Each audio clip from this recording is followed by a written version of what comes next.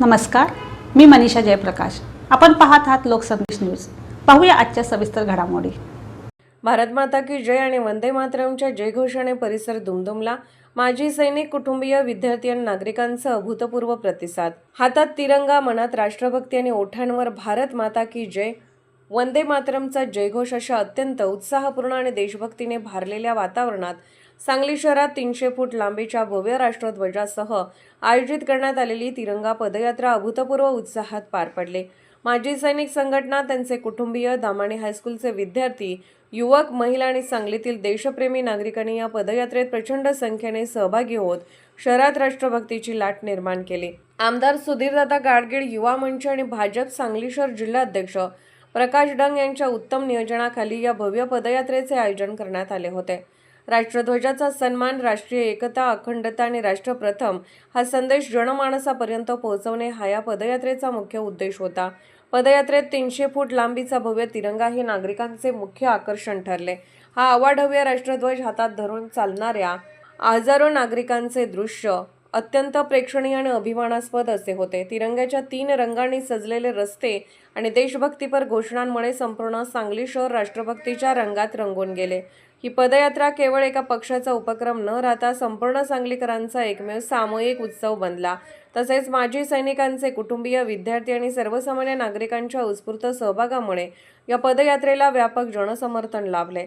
तिरंगा हा केवळ आपल्या देशाचा ध्वज नसून तो आपल्या स्वाभिमानाचे, राष्ट्रीय एकात्मतेचे आणि अखंडतेचे अमर प्रतीक आहे. देशाच्या प्रगतीसाठी समाजात एकजूट असणे गरजेचे असून राष्ट्रहिताला आपण सर्वांनी सर्वोच्च प्राधान्य दिले पाहिजे. सांगलीकरांनी आज या 300 फूट लांबीच्या तिरंगा पदयात्रेत दाखवलेला उत्स्फूर्त उत्साह हा सांगली शहराच्या देशभक्तीच्या उज्ज्वल परंपरेचे दर्शन घडवणारा आहे. या ऐतिहासिक पदयात्रेत सहभागी झालेल्या प्रत्येक सांगलीकरांचे मनापासून आभार आमदार सुधीरदादा गाडगीळ यांनी मानले. या भव्य तिरंगा पदयात्रेत माजी सैनिक, विंग कमांडर प्रकाश नवले, मेजर रमेश चव्हाण यांच्यासह माजी सैनिक आणि त्यांचे कुटुंबीय विशेष रूपाने उपस्थित होते. तसेच भाजप पश्चिम महाराष्ट्र संघटन मंत्री मकरंद देशपांडे, भाजप राज्य परिषद सदस्य प्रकाश बिरजे, माजी आमदार दिनकर पाटील, प्रदेश कार्यकारिणी सदस्य दीपक बाबा शिंदे, जिल्हा नियोजन समिती सदस्य भारतीताई दिगडे, ज्येष्ठ नेते श्रीकांत शिंदे, भाजप नेते जयश्रीताई पाटील, जैन प्रकोष्ठ प्रदेश उपाध्यक्ष रावसाहेब पाटील, शहर जिल्हाध्यक्ष प्रकाश ढंग, महिला मोर्चा जिल्हाध्यक्ष स्वातीताई खाडे, मंजिरी गाडगीळ, जिल्हा सरचिटणीस तथा नगरसेवक विश्वजित पाटील, नगरसेवक केदार खाडीलकर, उदय बेलवलकर, दरिबा बंडगर, संतोष पाटील, रवींद्र सदामते, नगरसेविका मनीषाताई कुकडे, मीनाक्षीताई पाटील, योगिताताई राठोड, रोहिणीताई पाटील, वर्षाताई सरगर, माजी नगरसेविका उर्मिलाताई बेलवलकर, माजी नगरसेवक राजेंद्र कुंभार, मंडला अध्यक्ष रवींद्र वादवणे, राहुल नवलाई, संतोष सरगर, अमित देसाई, कृष्णा राठोड यांच्यासह सर्व नगरसेवक, दामाणी हायस्कूलचे विद्यार्थी आणि सांगलीकर नागरिक मोठ्या संख्येने उपस्थित होते.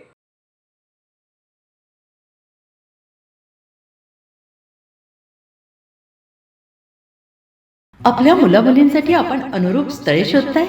आता आपला शोध येथे येऊन संपतो. आता आपली चिंता संपलेली आहे. आपल्या मुलामुलींसाठी अनुरूप जोडीदार शोधण्याचा, निवडण्याचं एकमेव केंद्र शादीबंधन वधूवर सूचक केंद्र. या संस्थेमध्ये सर्व समाजातील 70,000 पेक्षा जास्त स्थळे नोंदणी असलेले असे शादीबंधन वधूवर सूचक केंद्र. संपूर्ण महाराष्ट्रात आणि कर्नाटकात प्रसिद्ध असलेले एकमेव वधूवर सूचक केंद्र म्हणजे शादीबंधन वधूवर सूचक केंद्र, ज्यांच्याकडे आहे सर्व समाजातील, सर्व जाती आणि पोटजातीतील 70,000 पेक्षा जास्त स्थळांची नोंदणी. आपल्या इच्छेप्रमाणे वर्गवारी करून अनुरूप स्थळे निवडण्याची सुविधा. एक वेळा जोडले जा आणि आपलं जीवन सफल करून घ्या. हजारोंनी याचा लाभ घेतला आहे. आपणही आपल्या मुलामुलींसाठी, विधूर, विधवा, वयस्करांसाठी योग्य स्थळांची निवड करा. एक सुवर्ण संधी घेऊन येत शादीबंधन आजच संपर्क करा.